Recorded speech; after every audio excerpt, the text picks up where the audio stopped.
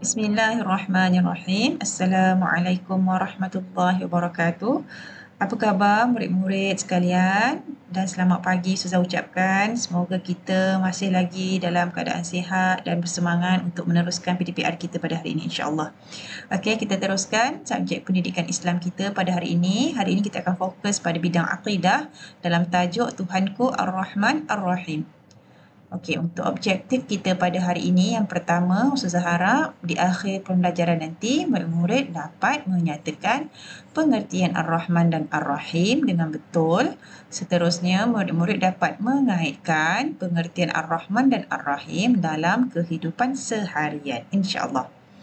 Okey, sebagai rujukan, buka buku teks, muka surat 84 hingga 86. Iaitu dalam unit 3 dalam tajuk Tuhanku Ar-Rahman dan Ar-Rahim. Okey murid-murid, Ar-Rahman dan Ar-Rahim merupakan antara nama-nama Allah di dalam Al-Asma'ul Husna yang maha indah. Okey. Sebelum itu murid-murid, cuba lihat gambar ini dan kaitkan dengan tanda-tanda Allah, Ar-Rahman dan Ar-Rahim. Okey, kita boleh lihat ada air terjun, ada pokok, ada manusia, ada cahaya matahari. Baiklah. Berdasarkan gambar yang Ustazah share tadi, okey, mari kita lihat tanda-tanda Allah Ar-Rahman dan Ar-Rahim. Yang pertama, iaitu matahari. Okey, kenapa Allah ciptakan matahari? Allah menciptakan saya untuk memberikan cahaya kepada manusia dan tumbuhan. Itu fungsi matahari. Seterusnya yang kedua, tadi kita nampak ada pokok besar kan? Okey. Saya menghasilkan buah yang boleh dimakan oleh manusia dan haiwan. Okey, itu adalah fungsi pokok ini. Ataupun kenapa pokok ini dicipta? Adalah untuk memberi makan oleh manusia dan haiwan sebab pokok ini akan menghasilkan buah. Yang ketiga, okey, dalam tanah biasanya akan ada cacing. Jadi cacing ni apa pula fungsinya?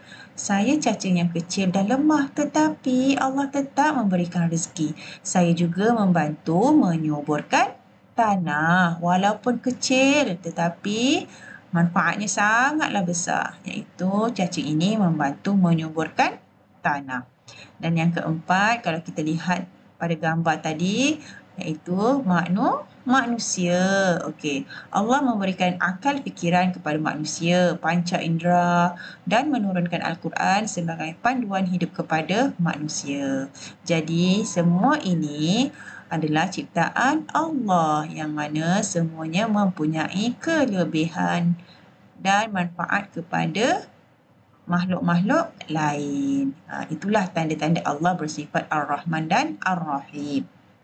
Mari kita lihat apa itu pengertian Ar-Rahman dan Ar-Rahim. Okey, Ar-Rahman ialah Allah Maha Pemurah terhadap sekalian hamba dan makhluknya. Sama ada manusia, tumbuhan ataupun haiwan. Okey, sebagai contoh seperti pokok tadi, fungsinya pokok itu dapat menghasilkan buah dan manusia dan haiwan boleh makan buah itu. Okey, seterusnya, Ar-Rahim pula bererti Allah itu Maha Pengasih dan Penyayang terhadap hamba-hambanya yang beriman sahaja. Okey, sebagai contoh, Allah memberi kita rezeki, makanan dan minuman untuk kita terus hidup. Itu rezeki semua daripada Allah.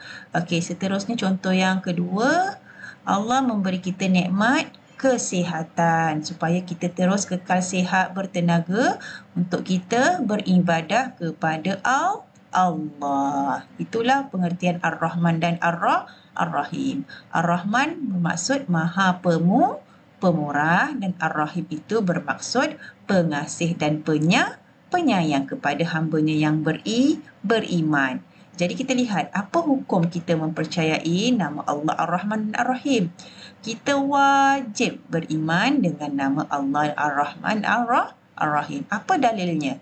Kita lihat apa dalil dari Al-Quran yang membuktikan bahawasanya kita wajib beriman dengan nama Allah ini.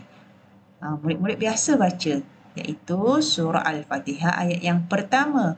Bismillahirrahmanirrahim. Mudah sahaja nak hafal. Bismillahirrahmanirrahim. Maksudnya dengan nama Allah yang Maha Pemurah lagi Maha Penyayang. Kan murid-murid dah hafal? Bagus. Okey, seterusnya.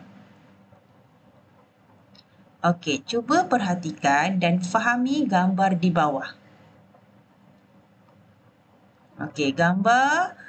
Okey, penduduk kampung sedang bergotong royong. Okey, ada yang sedang memberi makan kepada kucing, sedang mengemuk lantai, membuang sampah. Okey, ini merupakan tindakan yang membuktikan keimanan terhadap nama Allah Ar-Rahman dan Ar-Rahim. Okey, mari kita lihat. Bila kita lihat gambar, ada seorang murid ni, dia sedang memberi makan kepada kucing, menunjukkan lelaki ini mempunyai sifat belas kasihan. Dia sangat murah hati dan juga di sini saling bantu membantu.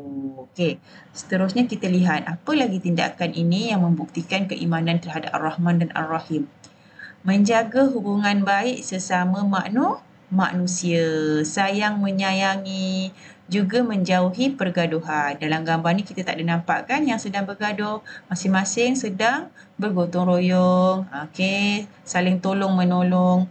Dan yang ketiga, bersyukur atas nikmat yang dikurniakan, yang mana menjaga kesihatan dan juga memelihara alam sekitar daripada tercemar.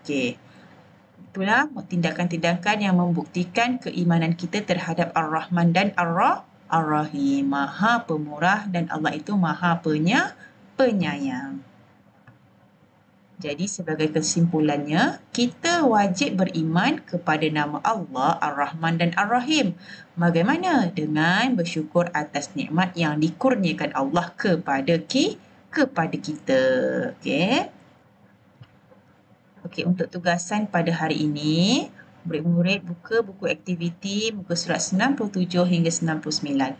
Okey, untuk muka surat 97, murid-murid diminta untuk cari gambar di mana-mana sama ada surat khabar atau majalah ataupun sekiranya tidak ada, murid-murid boleh lukiskan. Yang kita bincang tadi. Tanda-tanda Ar-Rahman dan Ar-Rahim. Apa tanda-tanda yang menunjukkan Allah itu bersifat Ar-Rahman dan Ar-Rahim?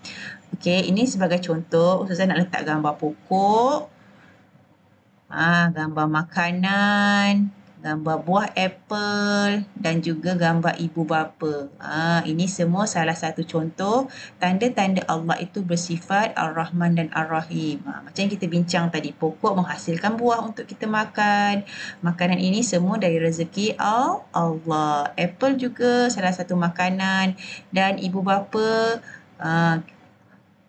yang melahirkan kita. Jadi kita sentiasa bersyukur kehadrat Ilahi kerana dikurniakan ibu bapa yang sanggup berkorban untuk kita. Jadi murid-murid boleh cari apa sahaja gambar yang berkaitan dengan Ar-Rahman dan Ar-Rahim. Sekiranya tak jumpa, boleh lukis.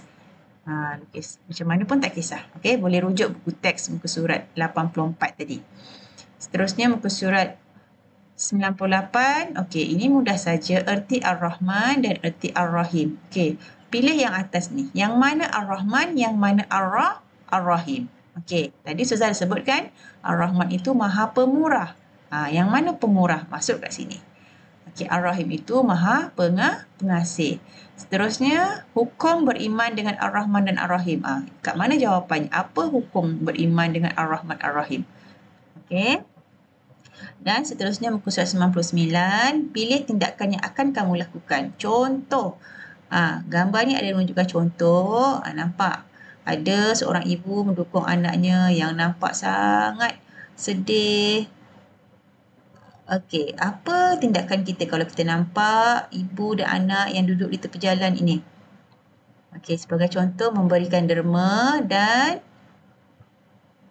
menenangkan mereka. Jadi boleh masukkan dekat sini. Boleh ikut contoh ni. Seterusnya gambar yang kedua, gambar pencemaran sungai. Apa yang perlu kita lakukan kalau kita nampak perkara-perkara macam ni? Dan yang terakhir, gambar kucing yang baru naik daripada longkang tak silap ni. Okey. Okey, jadi tengok apa tindakan murid-murid kalau murid-murid nampak kejadian seperti ini. Okey. Jadi itu sahaja untuk tugasan pada hari ini. Seperti biasa, murid-murid selesaikan dan hantar kepada ustazah. Okey, semoga bermanfaat. Jumpa lagi. Assalamualaikum warahmatullahi wabarakatuh.